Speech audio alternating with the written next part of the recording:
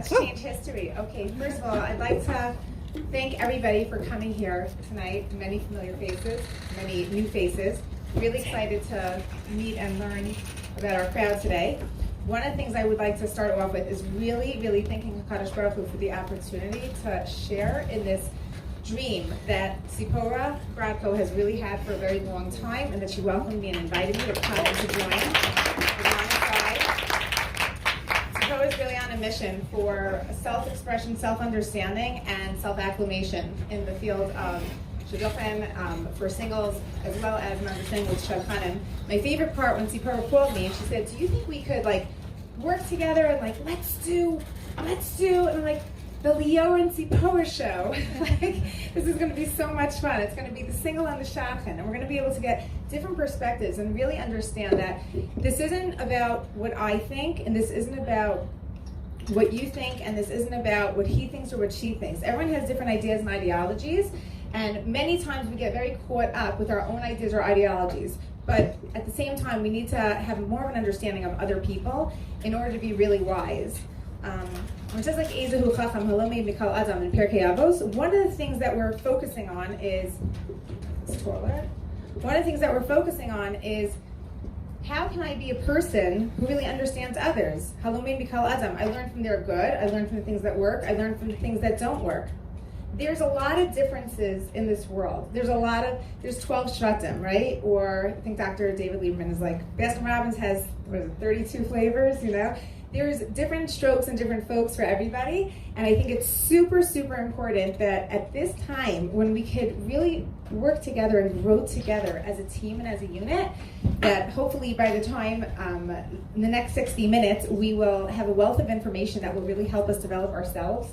We're going to practice neuroplasticity, which is really cool. We're going to take our brains and we're going to stretch the ability to understand things outside of our typical comfort and what we're used to, and to understand new concepts and new ideas in a very happy, healthy, safe environment. If anyone has any questions, we're going to have questions at the end, okay? But we welcome you to have questions. We welcome you to be team players, because it says alone I am one, but together we are better. And I really do feel that we have a wonderful opportunity here to begin starting a trend of a stronger understanding about Shadchanim having a better understanding about who they work with, and also Tzipora is going to be giving over that understanding. This speech has been given over specifically for Shadchanim, people in training for Shidduchim. If you are single, please know that you are the best ones out there, because you are the ones on the dating field. You're dating people, you're getting the resumes, you're communicating with them, and you're engaging with them for hours upon hours. So you are a big part of this as well. And many times people go out, it's not for me, I think it's for my friend. So I think this is a great opportunity. To talk a little bit about Tzipora. Tzipora, she's going to turn more red, watch this. Tzipora is a columnist writer for the Jewish Home and 5 Towns Jewish Times. She's the first single to ever display her name publicly in the history of the Navigator column, stating a pseudonym promotes further insecurity and the belief that we can't speak our minds. She has initiated singles networking events with guys and girls, giving talks on how to maximize your life regardless of your single status, and is a caring, passionate girl who simply wants to make a difference in the field of Shadchan.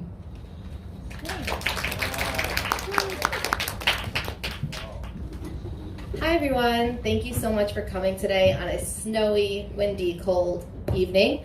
I am so grateful for everyone that's here, everyone that's attending on Zoom. Since I last checked, I think there were around 51 people, so this is really important. And everyone that's here tonight, you're part of this mission of creating change, and so feel pumped, because I think that's what we're here for, to make change. This talk was originally supposed to be given last night. Tonight and today I'm actually going to hold this, my dad's yahrzeit, and this talk is L'zecher Nishmas, my dad, Avram Yosef Ben Shraga Feivel, who was someone that was never afraid to speak the truth, especially when others wouldn't. He was a man that chased MS, and I think that if he was here tonight, he'd be in the front row, right there, my biggest supporter. And this talk is L'Zecher Nishmas, his neshama. It's also L'Zecher Nishmas Chaim Yaakov Ben Shmuel, who is a very special neshama that spread a lot of light to many. His family should have a tremendous amount of comfort and strength.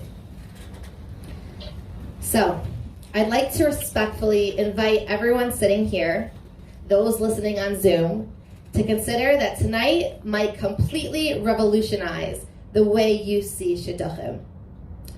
To remind you that I've been endorsed by the Rabbanim of Or Chaim, and that my words are not simply my opinion, but rather a voice for many who wish they had the courage to speak out. Typically, people are more comfortable sharing about their pain after they've overcome victory. A successful entrepreneur will give his famous TED Talk after he's climbed his ladder of success. Someone struggling with infertility will talk about their experience after they've held their babies in their arm. A recovering addict might give a motivational speech after he's had a year of abstinence. This isn't that case. This isn't one of those examples. Because in this case, I won't wait till I'm comfortable with a husband by my side to endorse what I believe in, to share what I think is most important. I can't have another friend crying, calling me to say that they've been hurt through the dating process and not actually by the date. That their dignity was compromised by someone telling them, by someone well-intending, who quite frankly, didn't seem well. To feel the pain from so many singles who believe that they're defined by their single status and not their stature. It ends tonight. I'm really grateful and amazed by everyone that came again today. I know I'm in a room with well-intended people and those watching on Zoom. And I thank you for all the amazing work that you've done, that you try to do, and that you continue to do. If you're already sensitive to these topics that I'm going to discuss, then hopefully my words will just be a routine review, old news, something that's background music to the life that you already live. Respectfully, if you start to feel frustrated or defensive, then this speech is probably for you. So with humility, I'd like to welcome everyone to consider a whole new perspective on how to revolutionize the Shidduch system. Have you ever asked yourself, why am I a Shadchan? Are you bored and think it's a great way to use your time? Do you enjoy hak, as they call it, which last I checked pretty much translates as lashon hara and gossip, but okay. Do you appreciate people or the social aspect and truly just want to try to do good while feeling good? Or do you want to change lives knowing that you can make a difference? I know there's a lot of people like that here tonight and on Zoom. Your motive will directly impact the way you practice as a Shadchan, an active Shadchan, and an aspiring Shadchan. And yes, you are officially a practitioner. And so ultimately, I believe that every person sitting here tonight would say, yes, I'm on board. I want to make a difference. I want to change lives. That's why I'm here tonight. Is the hak enticing? Maybe. Was I bored? Possibly. But the underlying theme is I want to do good. And that's our innate nature. We want to do good. And so what if I told you that you can change lives regardless if your shidduch gets married? Regardless. Independent. Whether it's a success or not, you can already change lives. This leads me to my first point, which is redefining what is a successful shidduch. Does it mean they agreed to go out? Does it mean that they're going out seriously? Does it mean that they got engaged? Does it mean that they got married? No. Redefining what a successful shidduch is. A successful shidduch means that both parties walked away feeling self-respect, dignity, and having a positive experience That's a successful Shidduch. Start tallying how many of those you have, because people are very quick to take credit and not as much to take responsibility. So if a match leads to a marriage and everyone is singing your praises, and wow, does it feel really good to have people singing your praises. But if someone got hurt in the process, then suddenly it had nothing to do with you. You just gave the suggestion. You told her you don't really know anything about him. But yet, if they get married, I had the idea. I spoke about it with my friends. Tons of credit, but so little responsibility. And so you can't take credit without giving up responsibility, because your words are so powerful. And you're like a surgeon that can either heal or destroy. You have someone vulnerable on the operating table saying, this is what I need. I'm showing up. I'm waiting for you to help me. And either you're doing something that makes them feel better, or you're not a good practitioner and you're actually harming someone in the process who not only needs your help, but already wasn't in such a good place to begin with. And so I'm sharing this to emphasize how crucial it is to exercise extra sensitivity when dealing with your, so to speak, patient, because we're dealing with emotions, and there is nothing more fragile and more delicate than what makes up a person, which is their ego and their heart. The stories that I have are endless to really indicate, unfortunately, the lack of sensitivity that a lot of people can experience. And Leora is really going to discuss further what that looks like in practice. But I can't emphasize it enough that when someone meets you and they're bearing their heart and soul, their values, what's most important to them, and you show up and you share your aspirations, what you've done, where you're currently at, and the response you get is, okay, so you want someone with a hat, or you don't want someone with a hat? And I know we're desensitized, and I know that all these details are significant, but someone just shared to you, someone just showed you everything. They welcomed you into their heart.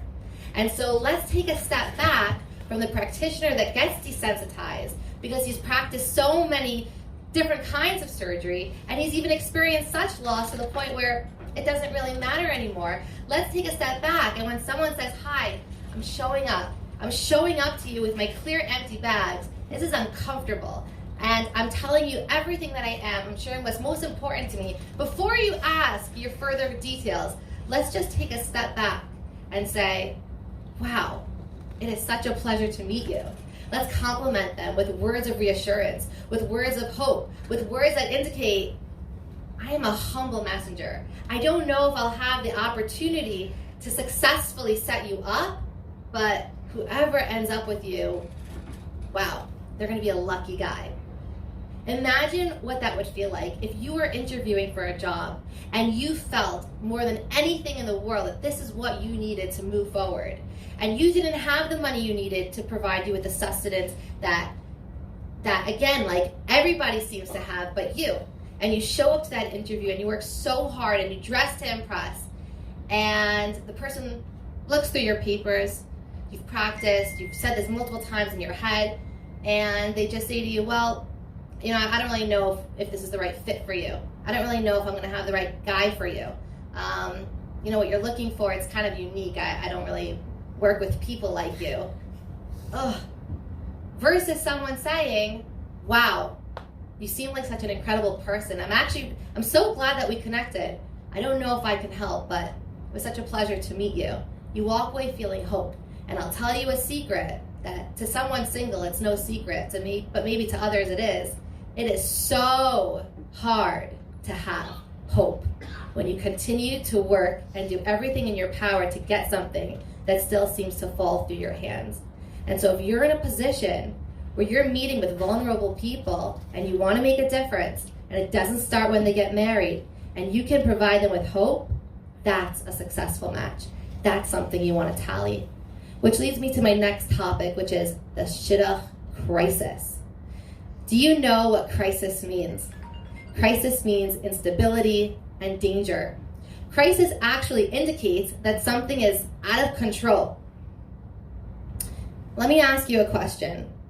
How come no one says there's a cancer crisis, there's a yasom crisis, or even an infertility crisis?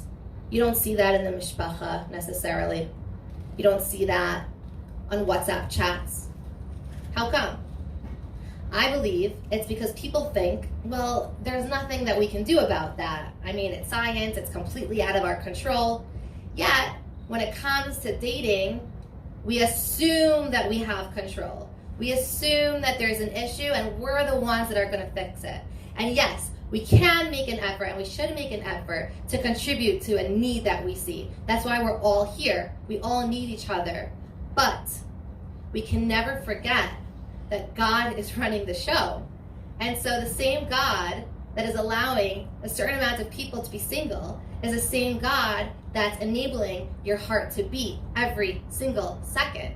And so to say there's a crisis, this is out of control, God's like, well, I don't know what he's thinking, but to play the narrative a little bit, out of control, I'm controlling everything. I'm controlling everyone's challenge, everyone's pekla, everyone that might be struggling with financial instability, someone that might be struggling with mental health, someone that might be struggling with social insecurity. I'm controlling every person that's single, dating, married, engaged, divorced, broken engagement, and so on and so forth, widow. I'm controlling it.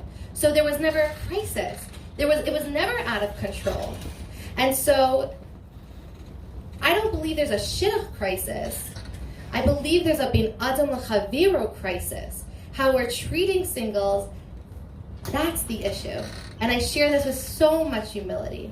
Because a disappointing date is very challenging. But a shadchan that could be pushy and disrespectful, that's painful.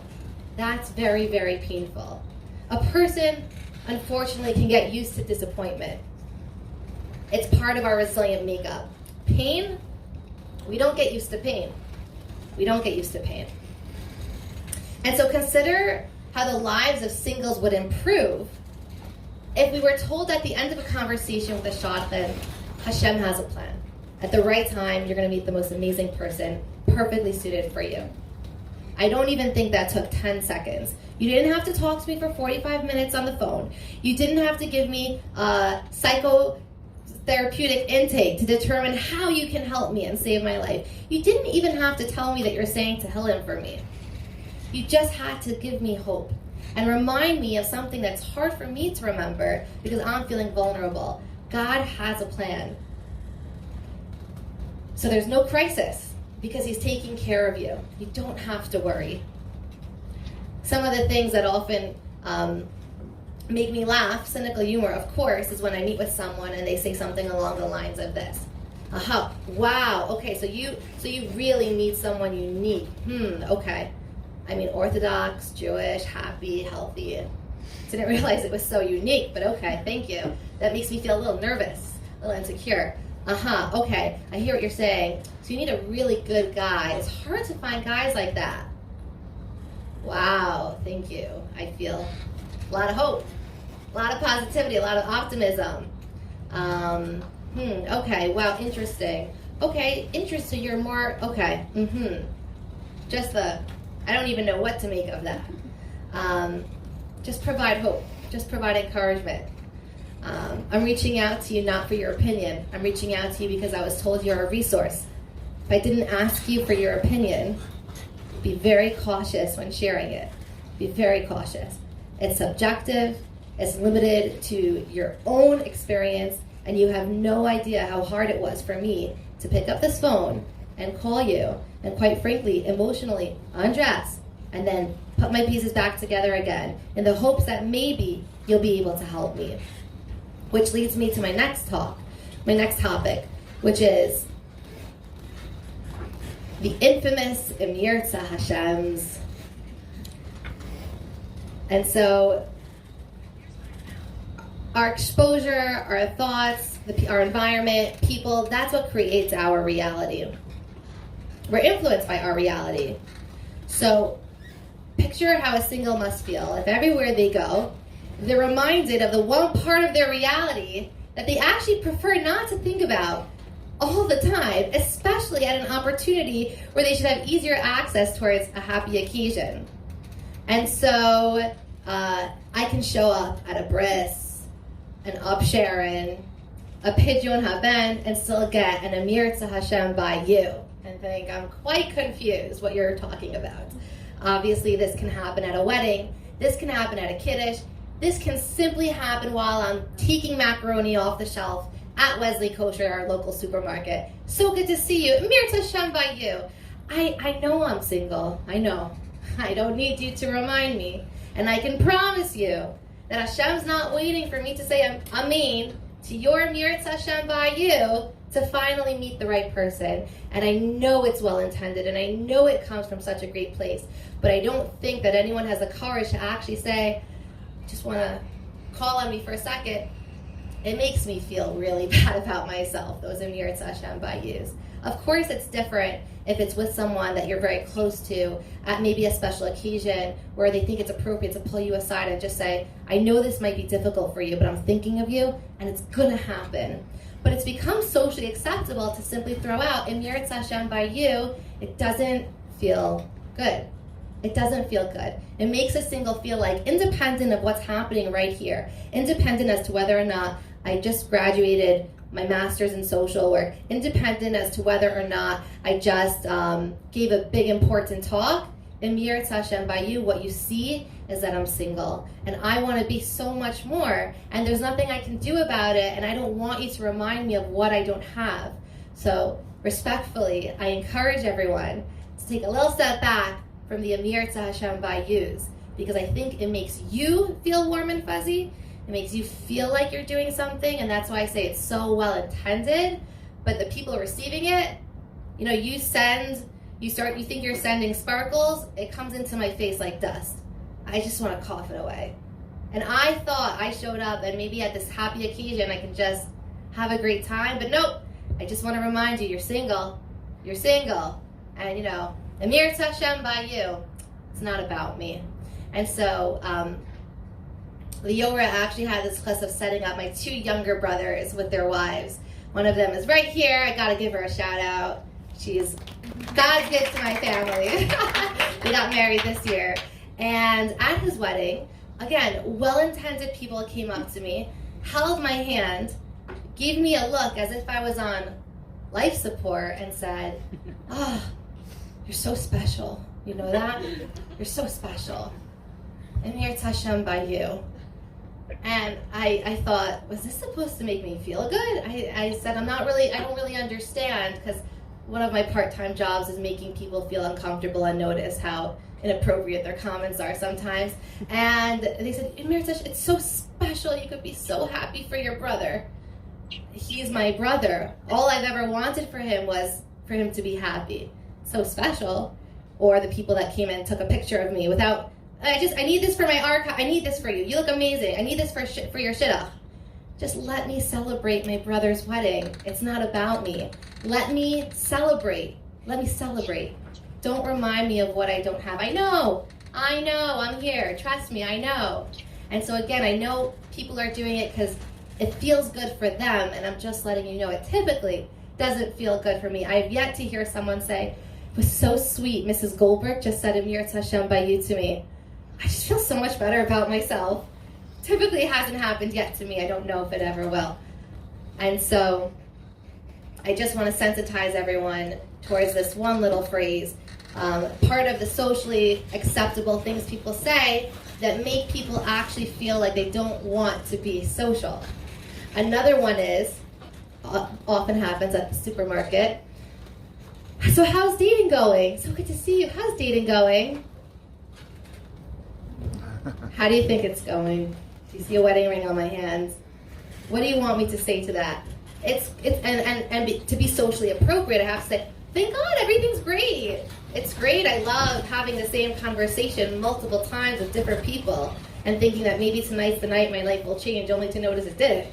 It's going fantastic. But it's become socially acceptable, and it almost makes me think that if someone says to me, oh, how's dating going? I almost feel like, well, should I say, how's your marriage going? How's that been for you? I know it sounds ridiculous, but how's my dating going? It's intimate and private and personal.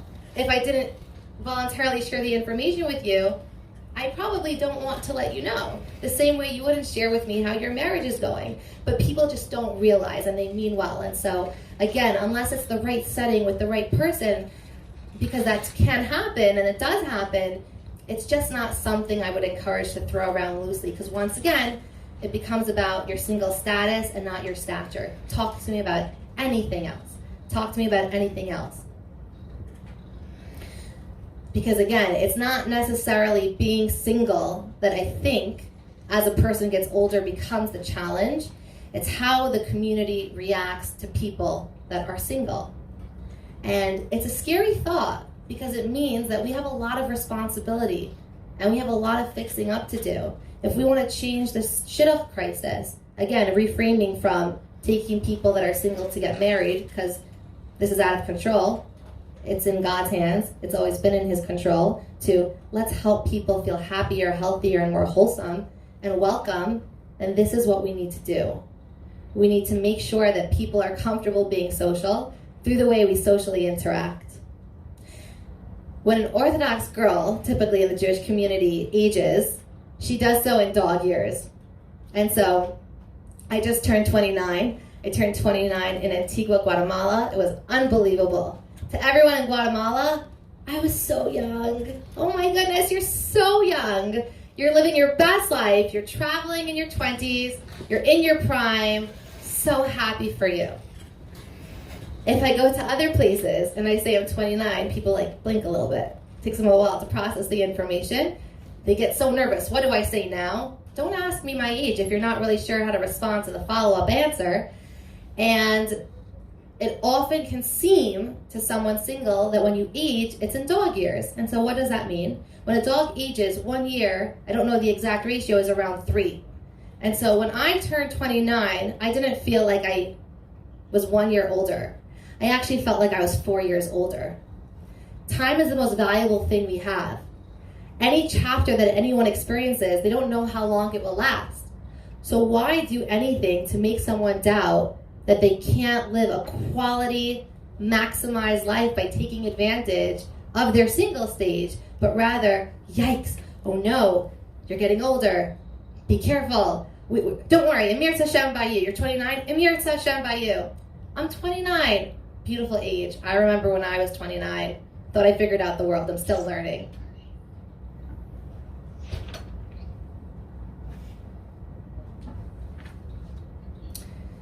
And so if you're hearing all of this and you're thinking, whoa, this is very new. I'm not really sure what to do about this information.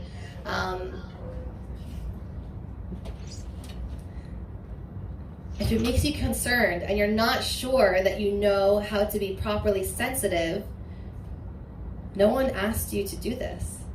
It's a really, really delicate job. The same way someone needs years to practice as a good medical professional because they're dealing with the body, you're dealing with the heart. You know, the body could be healthy, but if the heart is broken, it's a no-go. And if the heart is healthy, but the body is broken, we've read multiple stories where that still works. And so you have to make sure that you are ready for the responsibility to not just take credit, but to be sensitive, to make sure people walk away feeling dignified, that a successful Shidduch is a successful experience, feeling self-respect, making sure both parties felt well treated. And I'm going to put this in perspective. Imagine someone healthy and strong is living their normal daily life, and just like everybody else. And at a certain point, their kidney is failing. And everyone else around them seems to be doing fine. Not really seem to be having any issues. If they do, they go to a doctor, it's all taken care of. But with you, something doesn't seem to be working well. And so, independent of your job, of your family, of your friends, everything that you do is much more difficult because you're uncomfortable, you're in pain. And yet, you're expected from everyone to be totally fine, operate on 110%. And so someone says to you, oh, you're struggling with your kidney, I actually know an amazing doctor that you should go to. He's located 2 hours, an hour, hour and a half, 2 hours away. Schedule an appointment. You call the doctor, you schedule an appointment, and you think, okay, maybe I'll finally get that healthy kidney that I need. Maybe I'll get it taken care of. And you clear your schedule for the next day. You make sure the night before to eat well. You make sure that anything that needs to be done is already taken care of. You wake up early, you dress appropriately, you gather all your paperwork, and you head to the doctor. You show up, feel pretty good about it, you're staying hopeful. You get to the doctor and you sit down, and he says, how can I help you? And you say, well, I'm here for you to help me with my kidney. And he says, your kidney? I focus in cosmetology. I'm a cosmetic surgeon. Why are you here? And you say, well, someone told me you're a doctor. And he said, correct. I'm a cosmetic surgeon, surgical doctor. And you're so discouraged and you're so disappointed because all of this effort was in vain. And this could have been prevented. How often does someone think, oh, I have an idea. Let me just quickly forward it to her. It might be, you never know. You never know. I hear you never know. And what comes to my mind sometimes is it's really inconvenient to stop what I'm doing, to do the research needed, to determine whether or not this is actually a good fit for this person. I don't really want to take responsibility, just want to take credit. Let me just forward it. And so this has happened to me. I've received the resume and I've reviewed it, and it clearly states on the resume a huge no-no that I've clearly stated doesn't work for me. And I'll say to this person, did you notice, I'll give an example, let's say he has alopecia. Did you notice it says he has alopecia? I specifically told you I don't want to go out with someone that has alopecia. And the person responds, okay, no problem. It actually is a problem because I got excited and now I'm disappointed. And now I actually feel a little disrespected. And this could have all been prevented if you took the time to just review what you sent me. Oh, it's actually not a good idea for her. Are there going to be multiple times where this happens and you could not prevent it? Absolutely. But what I want to emphasize is you can't stop trying because you're dealing with someone's feelings, and that becomes your responsibility. The same works in regards to being pushy. Someone might say, well, this is a sales game. I highly disagree. Have you ever had a salesman try to sell you something and then you bought it and you really didn't want to? You don't feel so great about yourself. The same works in regards to people. You don't need to sell me something. If you're selling me something, to me that indicates that you don't trust my judgment. You think I need it more than I think I need it. If you don't think I have good judgment, then why do you think I'm ready to get married? This is a very common issue that happens where people feel like they're getting pushed and then they feel disrespected, and then it seems like the Shadchan should sponsor their next therapy session. This could all be prevented. So to review, a successful shidduch means both parties are walking away feeling self-respect and dignity. That's what a successful shidduch is. Start tallying those. Doesn't mean they got married. Quite frankly, the outcome has nothing to do with you.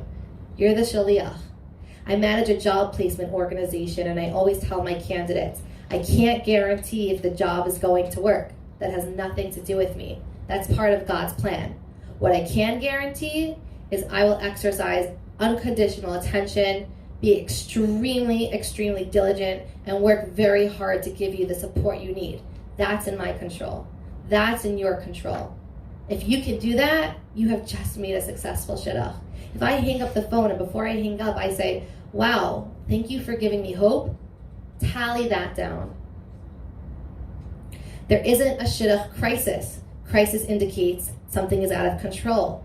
God is controlling everything. There's a ben adam lechaviru crisis, how people are getting treated. It's not your forte. You're not emotional. You don't know how to be sensitive. This isn't your field. It's okay. There's tons of other hobbies that you can do. There's tons of, oh, but I want to help. You can daven. I don't have to know you're davening for me because that makes you feel good. You can just have me in mind and not tell me. You can tell me at my wedding that you davened for me. That brings tears to my eyes. You can invite me over for dinner. That makes me feel wanted. You can invite me over for Shabbos, which often is such a hard decision every week for someone that's single. You can even take a mitzvah on that I don't even know about if you want to feel like you're making a difference. Build with your words. Change someone's life before their date and still hope in them that maybe they can't get themselves.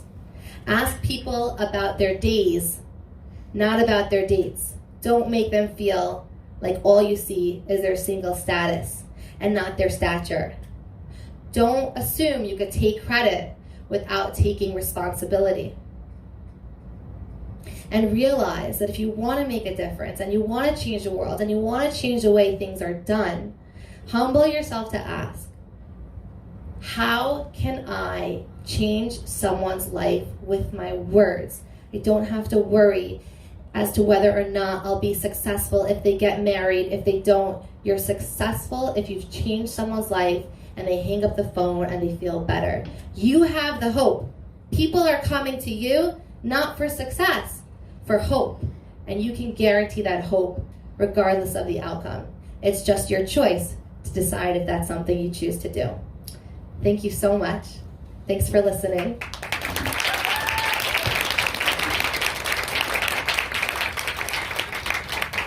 If I get blacklisted, that means I was successful.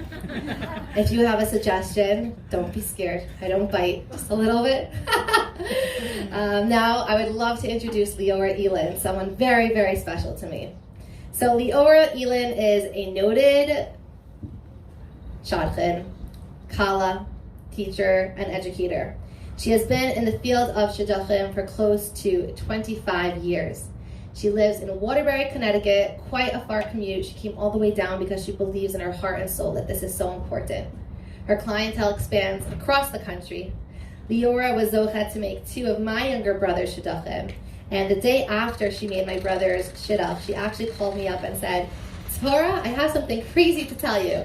I have never received so much heat from making a Shidduch.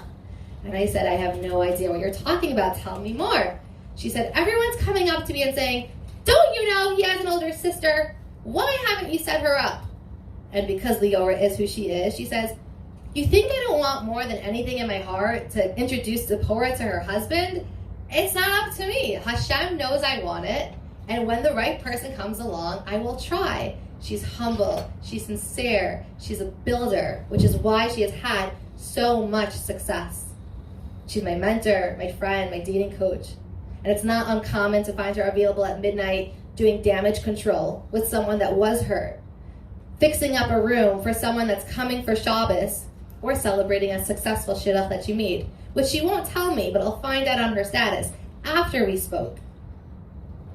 She's there through the hard times, through the good times, with her reassurance, her validity, her security, and she endlessly empowers me and many others to live their best lives. You are so lucky that you get to hear Leora tonight. Without further ado, Leora.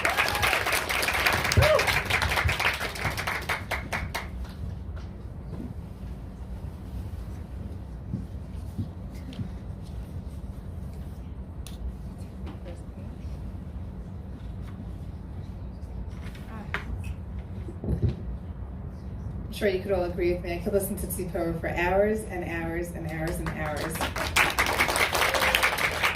Such wisdom. I'm so lucky to have a friend like Tzipora.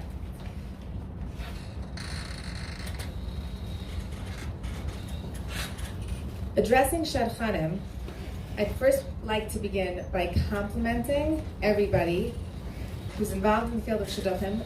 You're busy, you have families, you have children, you have grandchildren, you have jobs, not one, maybe two. You're constantly traveling.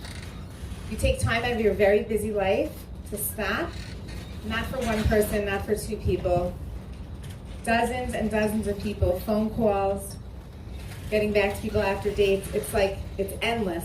And all the work that you do for the Klal, Hashem should really repay you and give you schusim pan schusim for everything that you're doing for Hashem's children. Why do we do Shidduchim? What is our mission? Everyone has a different reason why they do Shidduchim. I'm pretty open about the reason why I do Shidduchim. I actually never left Shidduchim since I was in it. I felt that I needed a little bit more help in Shidduchim back in the day. We didn't have organizations. We barely had Shadchanim. If somebody thought of an idea for you, you're almost like excited to try to make it work. There was no such thing as resumes. Didn't exist. A lot of it was word of mouth, and everyone just tried to work together like a team. At the same time, not having had from family, I had wonderful parents who sent me to yeshiva, but I didn't have the background with the right profile. So when it came to my Shidduchim, I really needed more help. I got to the point where I went on strike. I was having such a hard time with Shidduchim that I told Hashem, you know what? You put me here, you're going to get me out of it. So 9 months later, when I hadn't had one date, I decided that didn't work. So I started calling people. I started reaching out. I found a wonderful person who really, she was so excited. I think it's because I wound up crying. I sat there and I started crying. I said, she's like, how you doing? How's Shidduchim? And I just broke down crying. I said, actually, I'm really having a hard time. And she was like, that's it! And she yelled at one son to come in the room. She yelled at her daughter to come in the room. Who do you have? Who do you have? Who do you have? Baruch Hashem, the 18-year-old thought of an idea for me. It wasn't so deep. My husband, who's in the room over here, we both always smile. So the 18-year-old's like, Ma, they both always smile. They remind me of each other. And that was the whole story.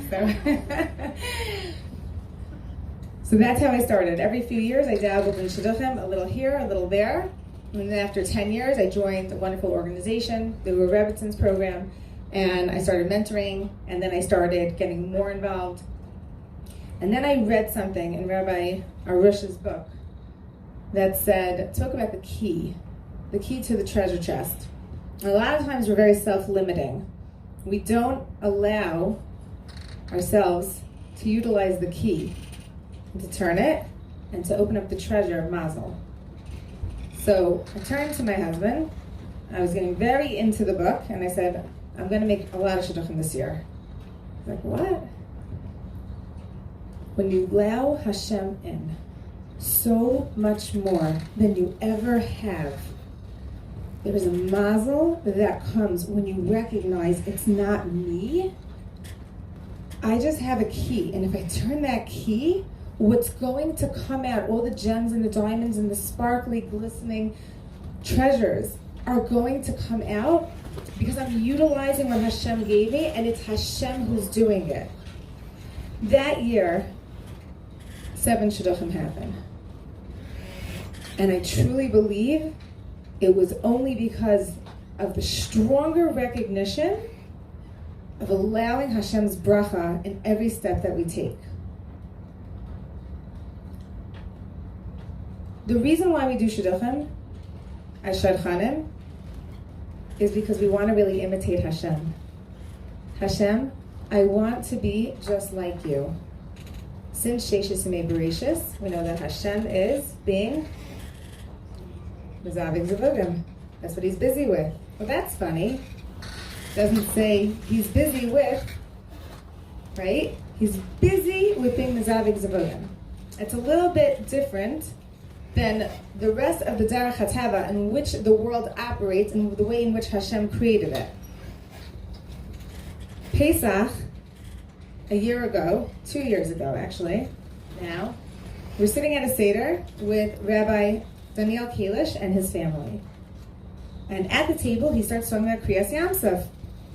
And he said, Mrs. Elin, do you know why Shidduchim are kasha ke Kriyas Yamsuf? So I'm sitting there thinking like, yeah, like you better believe I know why. But I didn't want to say, so I just smiled politely, like, yeah. And he said, the reason why Shidduchim are compared to Kriyas Yamsuf is because it goes against Derech HaTeva. What is Derech HaTeva? Derech HaTeva is natural, not supernatural, natural. Now we all know that Hashem controls every blade of grass, every wind that blows, everything. However, the world operates b'derech HaTeva. Kriyas Yam Suf, nobody said, look at what the wind did. That's the water. Wow, fascinating. That's not what happened. Everyone said, wow, direct intervention into the world. Now that's what they call kasha, right? Why is it kasha? Because it's not derech HaTeva. It's a pella. Comes in, separates the waters. Whoa! Look at what is going on. Hashem is directly intervening right here, right now. What happens in Shadchan? I scream even louder. I get really excited. You should only see me. It's not derech HaTeva. Every story is a miracle story. There's no room for gaiva. There's no room for look what I did. Guess what? If it wouldn't have been you, Hashem would have very happily picked somebody else. You are merely a messenger doing Ratzon Hashem. Now we all do what we're good at, right? I saw a teacher one time, she was teaching class, and she came out, and somebody said to her, you're such a good teacher. And she was like, you do what you're good at, you know? You don't have somebody who's bad at math doing accounting, you know? Like you do what you're good at. There are people that are very good at Shidduchim. That's great. And those who are good at it, like Tzipora said, who have that emotional intelligence and can connect and be sensitive and careful, yes, those are the ones that should be doing it. And we have budding Shadchanim. We have Shadchanim who are like, you know what? I think I have an knack for this. I've got that sensitivity. I know how to treat people. I'm good with others. Great. Welcome, and let's get you started because we need more of you, and we really do, because there are so many nisim. I always say, I love hashgacha pratis. I live for hashgacha pratis. I'm like, hi, my name is Leora Elin, and I'm a hashgacha pratis junkie. I live and love and breathe it, and it's such a humbling opportunity.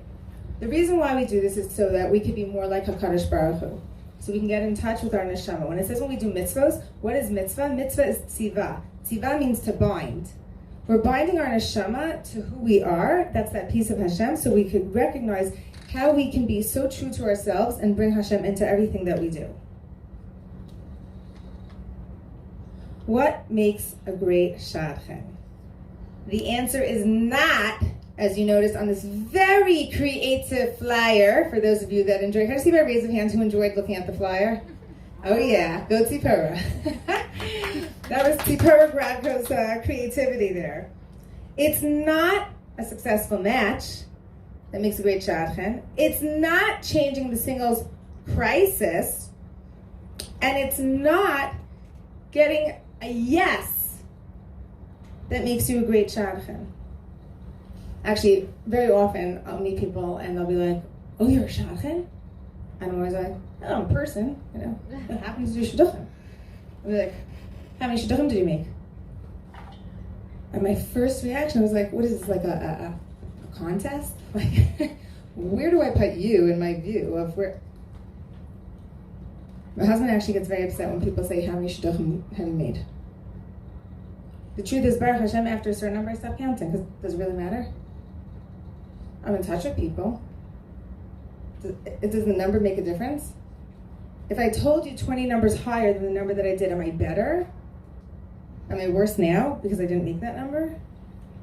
My husband said, don't ask how many Shidduchim she made.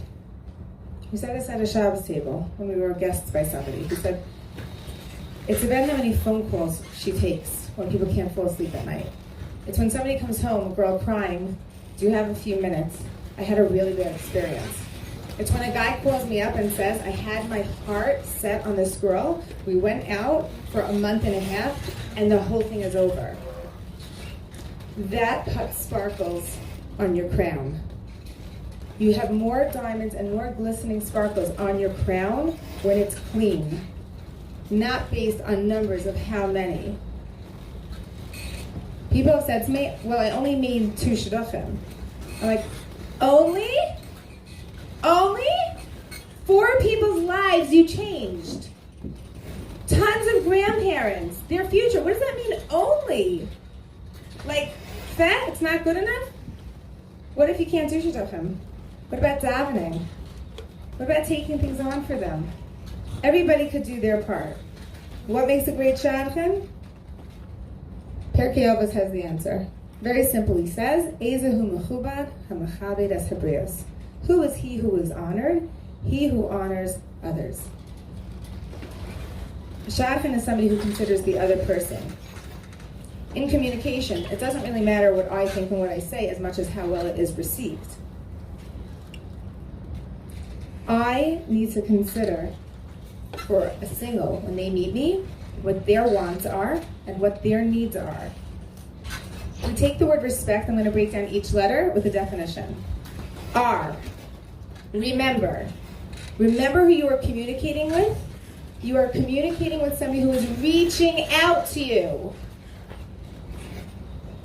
E, engage. Engage in learning about the person beyond the resume. Learn about their culture, learn about their experiences, learn about their interests. Schmooze. Talk. A lot of times people come to me. I happen to be much more of an eye-to-eye contact person. I understand that not everybody can always memorize information. They have to write a lot of things down. I respect that. I don't operate that way. A lot of times people be like, hi, so do you want my resume? It's the first thing they do. I'm like, no. Just want to talk to you. Because I really do. Because your resume I could look at later. I'm not going to ask you a bunch of questions that I could send you a Google form ahead of time before meeting me, and then I could review it. So that the point of the connection, the point of meeting with you, is so I can learn you and I could create a relationship with you. Hashem didn't make any 2 neshamas the same. Rav says, from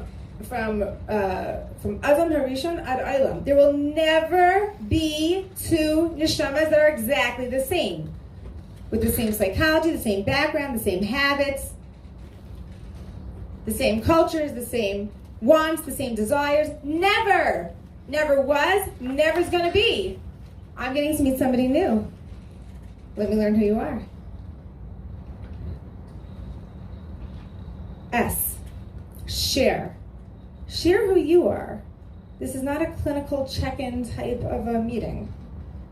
People feel much more comfortable when there's a connection and when there's dialogue, when you schmooze with them. You will notice that there are a lot of people that are very uncomfortable meeting Shadchanim. You will also know there are a lot of people that are very uncomfortable meeting certain Shadchanim.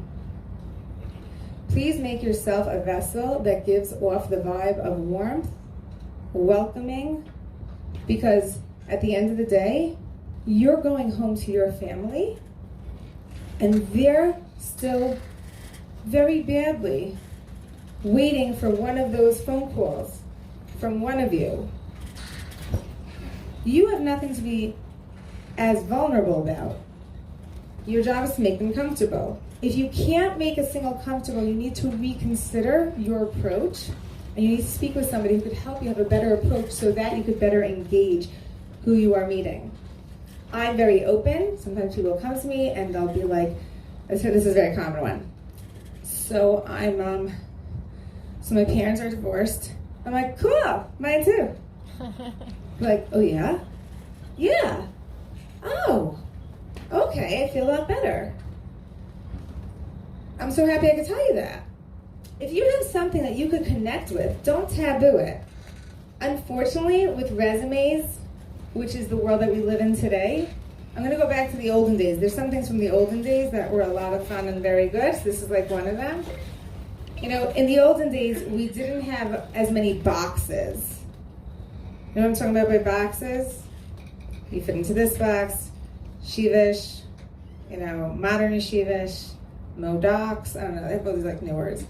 I don't know, I just found out that you can't say, do you watch movies? It's called shows. I don't know, like there's all these like new words. When I was growing up, we used to say, oh, do you want something in Kolel? No one says that anymore. right? Do on somebody? Learning, right. So a lot of changes since the olden days. But it does happen to be that some of the nice old things is that we didn't have boxes. And if you're a box person, that's fine. But just know there's a lot of octagons and hexagons and a lot of other types of shapes out there that people don't really fit directly into. P, patience. It can take some time to really get comfortable with the Shadchan and to really learn them when you're having a meeting with them. Please be patient. Some encounters are easy, some are hard. Sometimes you meet somebody and it's like pulling teeth to get them to answer questions. Thank God I could just keep talking. So I could just be like, oh, what's your name? She doesn't answer, no problem, tell me again. I could just keep going and keep talking. But it is really uncomfortable sometimes when you have a hard encounter with somebody. Okay, and Amir Tashem, not you, not your job as a Shadchan to teach that person how to be, you're not their teacher. Everyone calm down. Just do your job at being a Shadchan, trying to engage them, be patient with them, and try to bring them into a good conversation to the best of your ability. Some encounters will be great, you'll make a best friend out of it. Some encounters will just be regular, and some of them will be a little uncomfortable. It's part of it. E, expect a different answer. You might have a great idea, and it hits you, and you're like, oh my gosh, this is so good. I really want you to go out with this person. You must go out with this person. I'm telling you all about them, give them all the information, you send to them, and they look and they go, no. There's no room for ego. This is what ego looks like. What do you mean no? Hello, it is such a good idea. You do not understand. This is everything you've been telling me for the past 4 years, what you're looking for.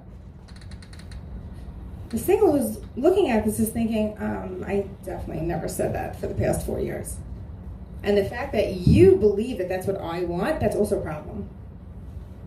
And the fact that you're not trusting me to make my own decision for who I will like or won't like, or who I want to continue seeing once we're dating, or I don't want to continue seeing, is also not fair. Don't expect anything. I've been in education for over 20 years. And one of the things that we do as educators is we really try to build our students to know how to take the information that we give them and utilize it for themselves. Master teachers will build independent thinkers. When people say, so you're a Shadchan, a dating coach, a college teacher, what else do you do? I'm like, oh, there's a whole list. No, I'm kidding. I'm not. But I do say to them, I'm an educator. That's what I am. My goal is to build individuals to be able to self-acclimate, have self-accountability, and to feel really secure with their choices. If you want to be a master Shadchan, please build your singles and empower them so they could feel good when they say yes and they could feel good when they say no. If you have that relationship with them, they will reach out to you if you are that safe person for them when they say, I need to clear my head, I can't tell if I'm making a right decision or not.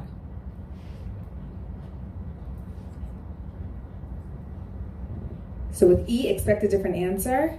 It's about them, it's not about the person with the idea. C, consult. Consult. Communicate with colleagues, other Shadchanim who you admire and you value their views when you're stumped with a shidduch. We have this all the time. I have a few of my colleagues in the room here, and we call each other. Hey, would anybody know how to handle the following situation? Being careful of the halachas of Shmiras Halashon. Okay? What would you do about the following situation? I don't know how to handle this. I'm really upset. We need support. We need to empower each other. I need to learn from your ideas. Wow, I never thought of it from that angle. That was brilliant. I'm going to use that next time. There are some really creative things that could come up when you realize that you are limited within yourself. If I have all the answers, I have gaiva. If I need other people, right, then I'm part of a whole. I'm part of a unit. I'm part of a class. T, time. Please take the time to return phone calls and to respond to text messages. Even if you're getting back to somebody not right away, do your best to respond right away. Do your best to say, I'm out of town. Please call me next week. I'm on break from Shidduchim. Anyone ever consider that? I've done it many times. I'm on break. Well, what does that mean? It means I'll come back when I'm better than ever. But right now, there are other reasons why I'm not available. And this is going to ensure that I come back available better than ever. But please take the time to return phone calls. I personally do not think it's derech eretz for somebody to not return a message to me.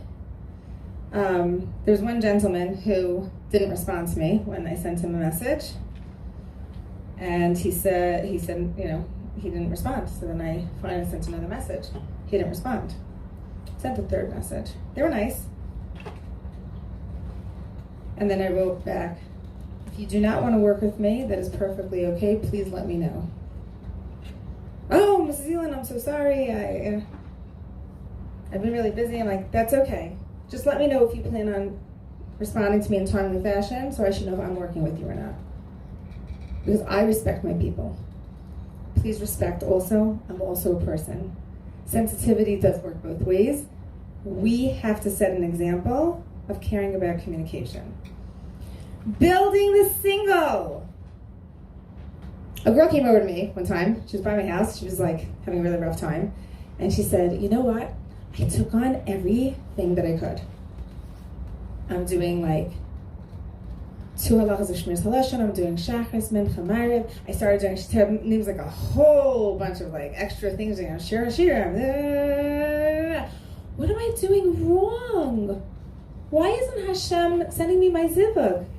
I said, why does there have to be something wrong just because it's not your time? Like, who told you, you know what you should really work on? Who said you have to work on something? Who said you have to take on more mitzvos? Who said you're not good enough? Let me explain something. In business, if somebody's doing something wrong, you tell them, okay? If I'm running a company and we have bad, we've got bad numbers coming in, or the manager is really nasty and they need to be told, hey, you can't speak to people that way, right? Or you're always late, right? That's one thing, right? My friend Varda Berkovitz from Passaic, a wealth of information. I consult with her all the time. She's like, this is not a business. These are people's lives. This is not a job where they're paying you or you're paying them to fix them. Not everybody has to be fixed. There is nothing wrong with all of these wonderful young ladies who I promise you want to get married. And I promise you they want to have children. And I promise you they want to become Shadchanim, giving over. The boys, I have a little secret for everybody. I've been on panels before for men. I think the girls would cry if they saw the level of emotion that the guys exposed when the girls weren't there. And the pain for being judged, because they have to be a man, right? They always say, man up. They're being men, and they're doing everything right. And they're spending a lot of time cleaning their car, shaving, making sure to pick her up on time early before they hit traffic, taking her out on a date. And can I remind you that after they drop the girls off, they have a 1 to 3 hour commute back usually. They're people also. There's nothing wrong with them. I cannot agree more with Tzipora's statement that there's a Ben Adam L'Chaveiro problem more than a crisis problem. I usually say it differently. It's not so different. I say there's a communication problem. We live in a world where we're so quick to hit a text message that says, send. We're really comfortable going like this. I think like years ago they would call this like a disorder. I don't know. Nowadays, like I'll hit send. I can't say it. Why not? The olden days, we only said things. Actually, we went to Hallmark and we wrote things. Today, it's like writing things down. What's going on? But we don't need to fix anyone. And your job as a Shadchan is certainly not to fix anybody. I don't know. There's no license for fixing people. Taking responsibility for how you treat them, you bet. Your job as a Shadchan is the following statement. Your job is to be a positive part of a single's journey as they navigate through Shidduchim. I'm going to say it again. I think I say this weekly. Your job as a Shadchan is to be a positive part of a single's journey as they navigate through Shidduchim. That's your job. It's the whole thing. Be a positive part. How to be positive? Don't give mussar. Love them. Embrace them. Don't judge them. Understand them. Be there for them. Invite them. Just be a positive part of the journey. Because I have a little secret for you.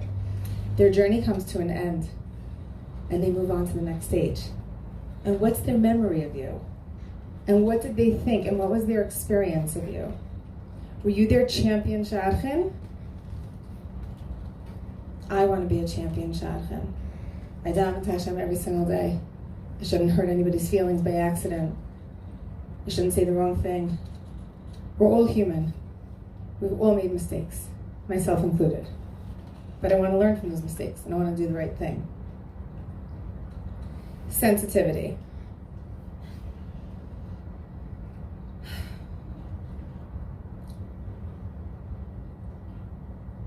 I'm so happy that Tzipora let everybody here see what it looks like and what it feels like when you create a vulnerability that is not necessary. There's a natural vulnerability, and I don't know why some people look at people as single, okay?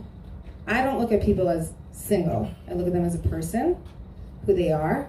You should know a lot of them, the top CEO of the company, they're staying over in the hospital doing chesed overnight, right? They're the favorite aunt. Hashem loves them. Need I say more? Or the favorite uncle, you know? They're awesome. And there's a wedding date for them. And Hashem has it picked out. And they're walking down the aisle, and they have children. We are bound by time. We get very locked in. It's a gaiva. We get very locked in by time. This thing called time, we're very locked into it. Hashem is above time. Hashem sees everything, before, after. So how do we want to be when we're in that process? Please do not give advice that's unsolicited. Ever. Please clap with Tzipora, everybody, right now. That's right.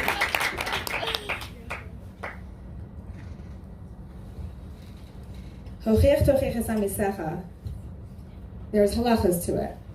Not only do I need to feel that I love you in order to give you mussar, you need to feel that I love you in order to give you mussar.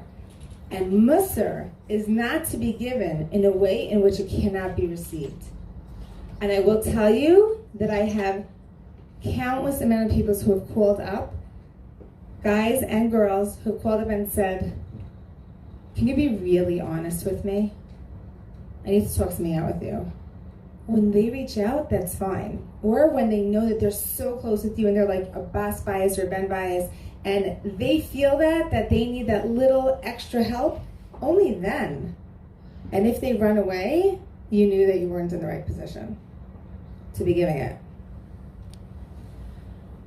On Shabbatons are really pumped. Shabbatons are a really, really big place for, there's so many opportunities to meet your zivug, by the way. There's things on, there's apps, there's so many things. There's Gamzuli.com, which is a great organization, which has a whole new platform, which pulls out Shadchan so people could find and navigate their own Shidduch in a very respectful way. There's Adopt a Shadchan. There's, which is magnificent. There are so many. There's Ura Rebbitzon's program, which is there also to help. There's just so many opportunities to help and to give singles what they need. I just want to point out, on a Shabbaton, if you're a Shadchan on a Shabbaton, I want to tell you what it looks like. There's like 300 people, and you're going to meet with somebody. They are probably never going to hear from you again. So when you meet them, what do you think you're doing? Hi, what's your name? What do you like? What's your background? And what do you do? Oh, you failed out of school. And your job is not to make them feel more exposed than they already do on a Shabbaton with hundreds of singles when they're just trying to find their one other half, needle in a haystack. And they're meeting you as a Shadchan, and then another one, and then another one, and then another one, and then another one, and then another one, by the way, and then another one, and then another one, and then another one. Please relax. Be kind to them. Be their friend. Just enjoy it. Get to know them a little bit. You can always call them later and follow up if you have this like brilliant idea. Okay? Be gentle, be kind, be sensitive. Make sure the questions you ask them make them comfortable. Please do not make anybody uncomfortable with the questions that you ask them. Please do not dig. If you have any level of liking gossip, this is really, I know they have all their jokes of Shadchanim, blah, blah, blah. I happen to hate gossip, I hate hack. There's no room for it. Not if you want bracha. Everyone knows the saying. No one cares how much you know until they know how much you care.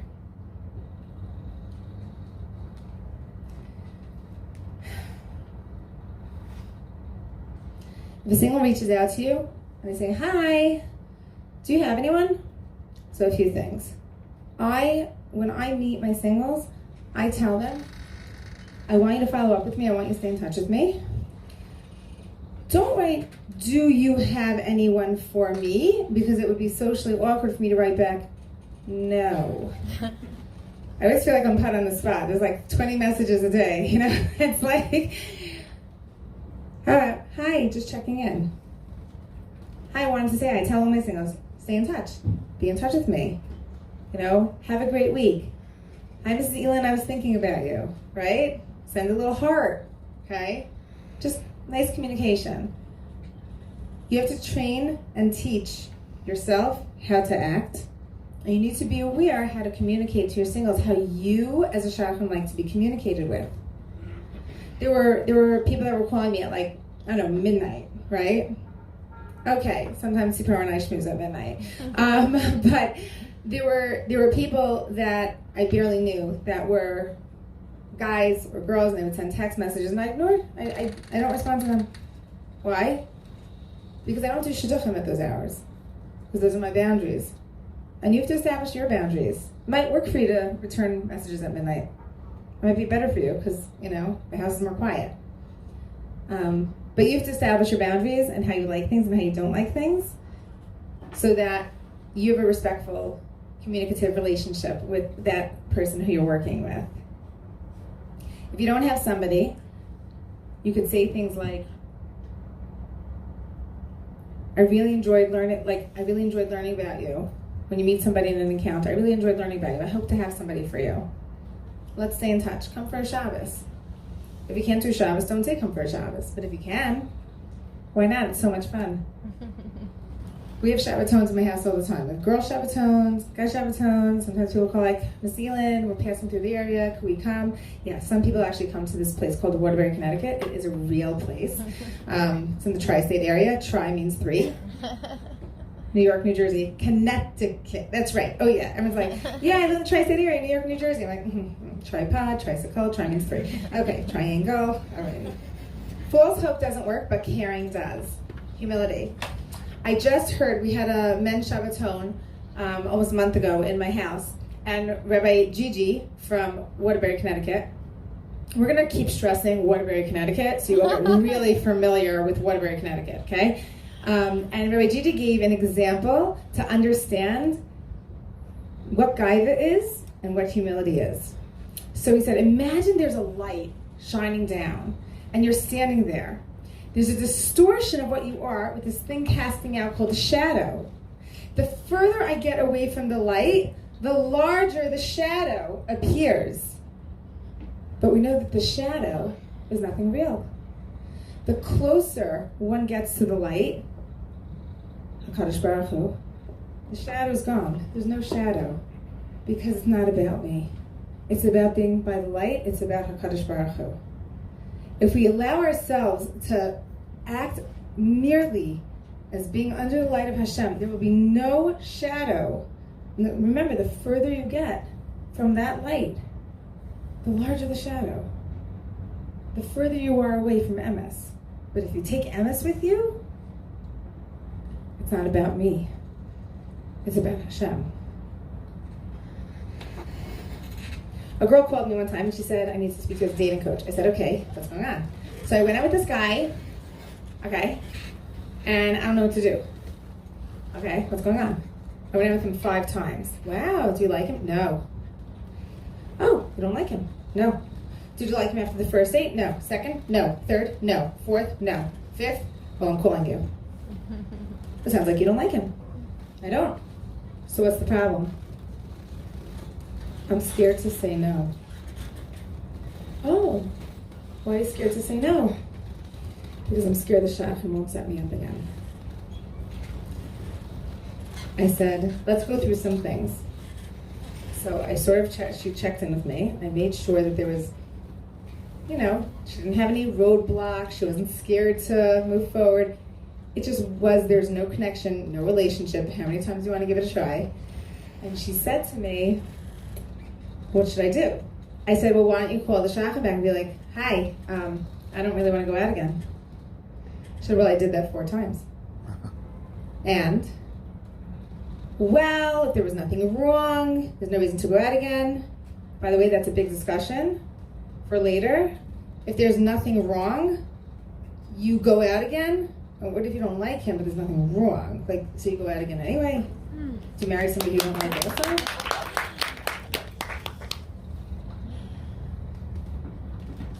I said, call her back and say, I don't like him. I can't do that. Why not? Because you're scared? That's an unhealthy relationship. Nobody should ever be in an unhealthy relationship. Shadchanim should not be in relationships with singles who abuse them. And singles should not be in a relationship with Shadchanim who abuse them. No one is ever allowed to abuse anybody. End of story. We all have to be nice. Nice, good people with good midos. Everyone always has to be nice to everyone. It's very simple.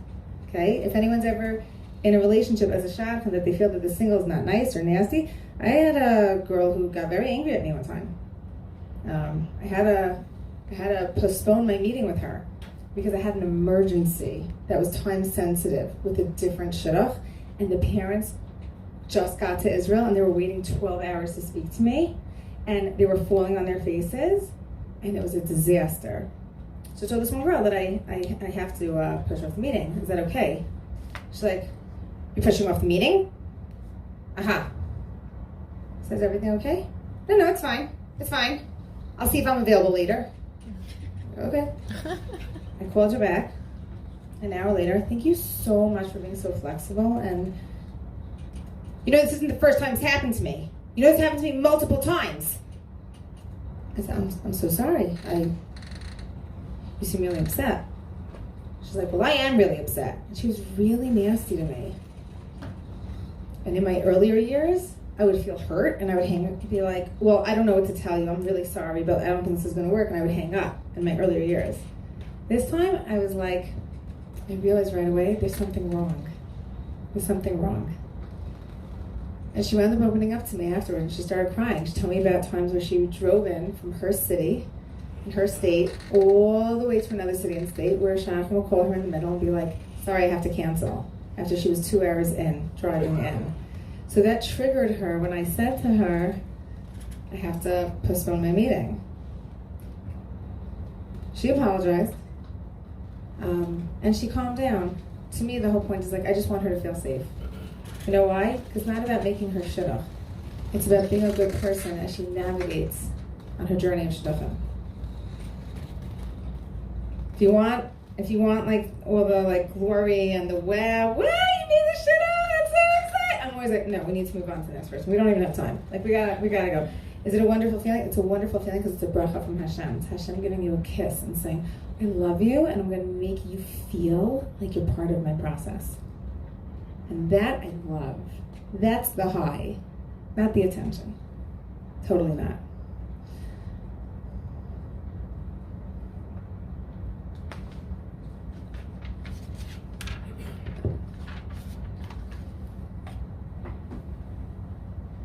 Usually at one of the programs that I have, I do a Shadchan Code of Ethics workshop.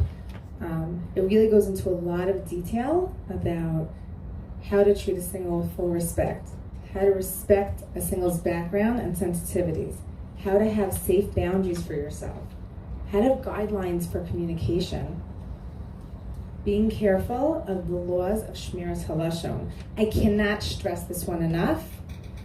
Please be careful. Please don't ruin a single's reputation because you didn't have a good chemistry with them. Or there was something about, maybe it was something about you that they didn't like. Maybe they had a hard day. Maybe they just had a really bad breakup. Please don't tell somebody, oh, that's a nasty girl. Or, oh, she has an edge. Please be careful how you talk about people. I'm not saying that anyone here chas v'shalom would speak that way, but we cannot stress enough how important it is to protect people and to be there for them. Reach out for help when you are in need of advice. Reach out for help when you are in need of chizuk. We are all human, and it gets really hard at times. Anyone here ever feel like giving up? Woohoo! I always say I want to make sweatshirts that say, I suffer from a condition. It's called being human. I think they'll sell. Please respect other Shadchanim and their ideas, even if you would never come up with their idea. Please don't say, what? Why would you think of that idea? That's so weird. I don't think you should go out with that guy. I don't think you should go out with that girl. I totally don't see it. That's great. Hello, Mr. Gaiva. I don't see it. I don't really care if you don't see it. I do see it. It doesn't really matter if you see. Hashem didn't make you see it. Hashem can make somebody else see it. I always laugh when people, when a shidduch goes through and people say, how on earth did you put those two together? How? And I'm like, well, obviously Hashem put it in my head, right? And sometimes I see people, I'm like, wow, how'd they come up with that one? It's exciting, it's fun. It's always easy when they look alike. You're like, yeah, I could have done that. Looks exactly the same. I would like to close with a statement. Before I close with the statement, I want to thank everybody here. I could feel it in the vibe of the room, and the soft smiles and the happiness and the energy. I really feel that Tzipora and I have spoken so many times through the years, and this has always been a dream of hers, to bring a realness to light, really like in this case of her father, who stood up for MS. I learned a lot about her father through her brothers and through her, and he stood up for what had to be said. And if you think about it, everything that we said tonight was so practical. Sometimes, like when you're like, where are my glasses? Oh, they're on my head. Like, where's my cell phone? It's in my hand. Of course, mine's in the refrigerator because, everyone has their strengths and weaknesses in this world. That was great. I took it out and it's like, cannot function right now. It needs to get to room temperature. Didn't even know they could do that. But I want to thank everybody here for this amazing event, and I hope that we could be in touch or anyone has any questions. I'm going to read a letter. I was on vacation, and I saw a lady with children who when you look at somebody and like you're in a different community and you sort of go like this, you look at them and you're like, because they looked at you, so you just keep going, like as if you didn't see them, and then you're like, I know the person from somewhere, but I can't remember her. I'm going to stare at her again right now, but hopefully she's not looking. And then she looks at you, you're like, okay, fine. And then finally, she has the courage to walk over to you, even though you're the extrovert and she's the introvert. And she goes, you look really familiar. And I just go, hi, Leora Elin, how are you? What's your name? And she tells me her name, and she goes, oh my goodness, I remember you. She remembered me from a Shabbaton. And she shared some really heartwarming words with me. And I saw her with these children, and I said, wow, are these your kids? She said, yeah. And she said, Shadchanim told me you'll never get what you want. Well, I want to tell you something. I got everything I ever dreamed of. So I called her up. I said, can you write a letter for me to read? And she said, yeah. She said, I'll do that. Dear Shadchanim, I look back at my experience as an older single. I have so much appreciation for everyone who tried to help me along the journey. While being an older single is the most painful experience I have ever had. The people that cheered me along and gave me chizuk made all the difference. The Shadchanim that I met that viewed me as a person, that took the time to hear me out at 11 p.m., to process a date, that spent time trying to network for me despite you not knowing anyone offhand, were a lifeline. The people that kept at it, despite me dating multiple ideas that didn't work out for one reason or another. The words of comfort that I would find the right person one way or another. Having found Mr. Right and now happily married with 3 beautiful children, my perspective has grown. I know as a Shadchan you have experienced many rude and thankless people. Not to excuse our behavior, but please understand the pain that it comes from. You are the seeming only life raft off the single island. So we feel so vulnerable and helpless in your hands. The warm and encouraging words, the empathy and understanding you show make a real difference in the life of a single. Know that what you do and the time you take are important. May you all be blessed to be successful Shadchanim. Sincerely, a former older single, now happily married and blessed with 3 beautiful children.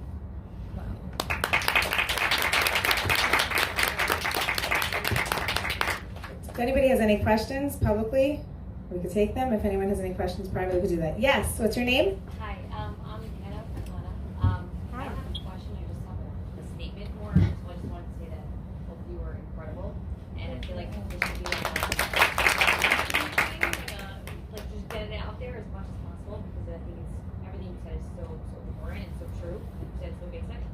I also just wanted to say that I couldn't agree more with what you were saying about Shadchanim and daters in general, but more specifically, I am a dating coach and I am not a Shadchan for that reason because I know that's not my strong suit. So, I always say I'm happy to suggest. Wow. I'm happy to think of somebody. I said that I'm not a Shadchan. So I tell all my clients all the time, I'm happy to look out for Shadchanim for you. I'm happy to talk to Shadchanim for you.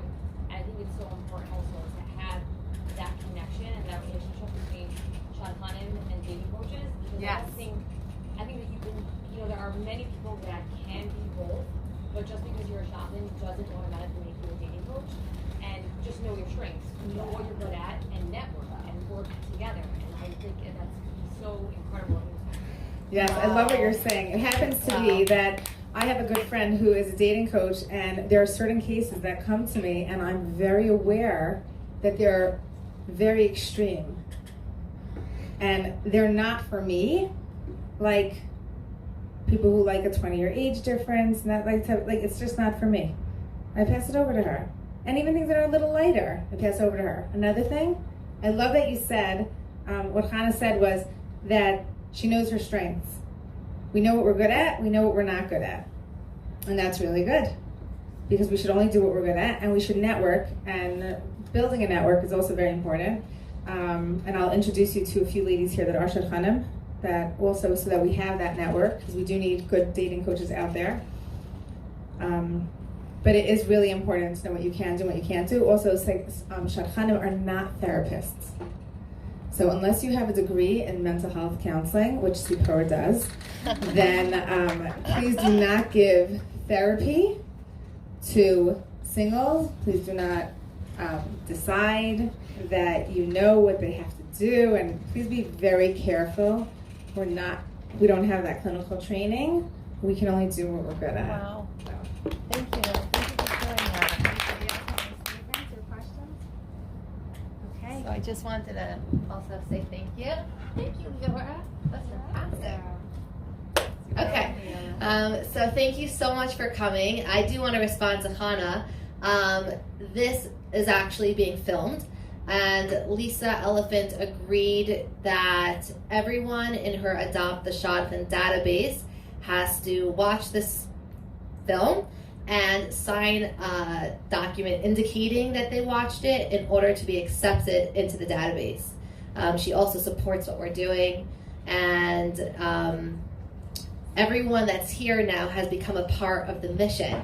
So I'm really grateful and excited for those listening, for those that are attending, because we need to change the world, and every person can have an endless ripple effect of change, and you're now part of the mission. So I'm so happy to have you on board. Thank you so much for coming.